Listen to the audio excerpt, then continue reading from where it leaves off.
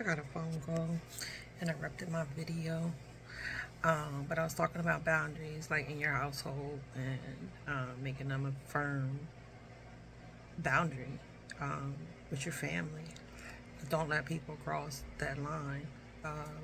Giving inputs, and and for me personally, that is something that um, should be off limits to everybody, unless you trust them with your family. Um, it should be off limits. Period. That's a professional thing. You seek advice from professionals about your family because that's sacred. And in life, we all know that people talk too much. So if you don't want your business everywhere, keep it a boundary. Or you seek professional help, or you pray about it, or you go within to find a solution versus outsiders. So that's like a boundary. And that goes for anything in life, like people talking to you any kind of way. You set boundaries immediately from the gate, you know. Don't talk to me like that. I remember I started a job and I was working around a few females, and excuse my language, but they want to call females bitches. No, don't address me like that because I'm not going to address you like that. So call me by my name. So it's about having firm boundaries and making people respect you. You either respect me or leave me alone. So that's a boundary that I think is important. Um, and these are like boundaries is important when it comes to healing, because if you allow people to cross the boundaries that you have set, then it disrupts your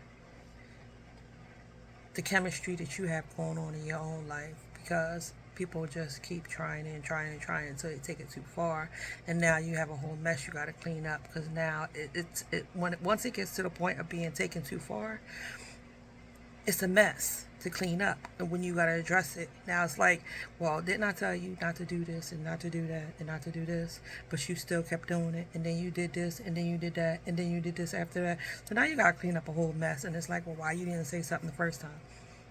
Address it immediately. So boundaries are very important, and it doesn't matter who they are: mother, father, sister, brother, cousin, anybody. Fix it. If you're an adult, make people respect your boundaries. And you don't have to cuss and be nasty towards people. You say it, but mean it. You know what I mean? You say it with authority, but say it, in a way where you're respecting people so that you can receive respect back. And it's not negotiable when it's your personal boundary. So that's like people pleasing is a number one thing that is hurting a lot of people, because they don't know how to say no.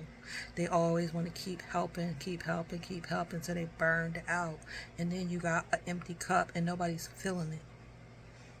So boundaries is very important in doing your healing. Set boundaries with everybody, from your kids all the way down to your granny. If I say no the first time, let it be no. There's a period at the end of it. Don't burn yourself out.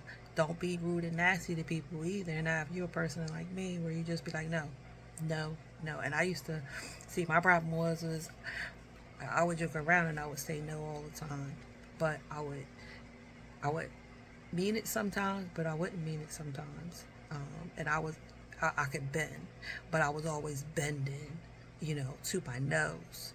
And you shouldn't be bending with your nose. Make your nose mean no. And if it's a yes, then okay. But make your nose mean no, and don't people please. If you really in your heart don't want to do something, don't do it. Period. Okay? I also wanted to talk about some I with my healing, and this is optional. because I'm going to say that I came from a religious black background. So this advice is not going to be for everybody. But for me, tarot helped me do a lot of my healing because it allowed me to see where I was at in each stage of healing. And when you watch tarot, the more you watch it, the more it resonates with you. You'll start to get messages that pertain to you in your life.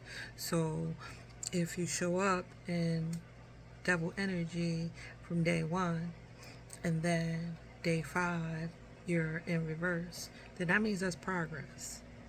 Now day 20 you could be devil energy could be going all together, and the devil energy just means that you have an addiction to something that you need to fix.